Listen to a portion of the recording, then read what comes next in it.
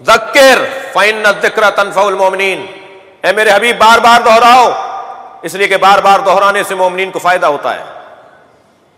ہمارے مزاج کے اندر بھولنا ہے، ہم انسان ہیں نا، انسان یعنی نسیان، نسیان یعنی انسان، ہماری ساخت ہی بھولنے کی ہے، ہماری طبیعت کے اندر بھول پن ہے کہ ہم بھول جاتے ہیں، ہمیں 10 دن پہلے کی باتیں یاد نہیں رہتی، ہمارا مزاج بھولنے کا ہے۔ جب ہمارا مزاج بھولنے کا ہے تو پھر پروردگار عالم نے اہتمام کیا ہے کہ انہیں بھولنے نہ پائے، یہ تاریخ کے مشاہدات کو اور عبرتوں کو اور واقعات کو اور تاریخ کے سبقوں کو بھولے نہیں۔ میرے حبیب دہراؤ، ذکر، بار بار دہراؤ، ایک بات کو بار بار کرو، ہر سال وہی ذکر، ہر سال وہی مصائب، ہر سال وہی مرثیہ، ہر سال وہی نوحے۔ قرآن کہہ رہا ہے دہراؤ اسی کو جو پہلے دہراتے تھے، اس لیے کہ تم بھولنے نہ پاؤ۔ ایک سبق کو بار بار دہراؤ، اس سے اونچا سبق نہیں ہے۔ ذکر فإن الذکر تنفع المؤمنین، بار بار دہراؤ تاکہ مومنین کو اس سے فائدہ پہنچے، قرآن کہہ رہا ہے۔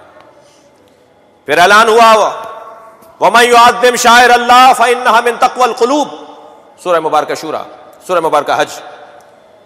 جو اللہ کی نشانیوں کی تعظیم کرتا ہے، یہ تعظیم کرنا در حقیقت تقوی قلبی کی نشانی ہے۔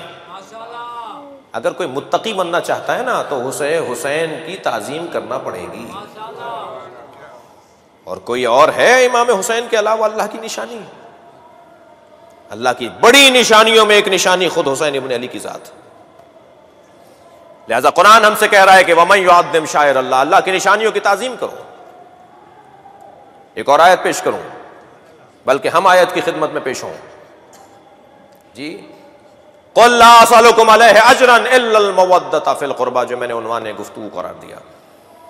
اے میرے حبیب ان سے کہہ دو مجھے کوئی چیز نہیں چاہیے اجرت رسالت کے طور پر، إِلَّا الْمَوَدَّةَ فِي الْقُرْبَى، سوائے یہ کہ میرے قربہ سے مودت۔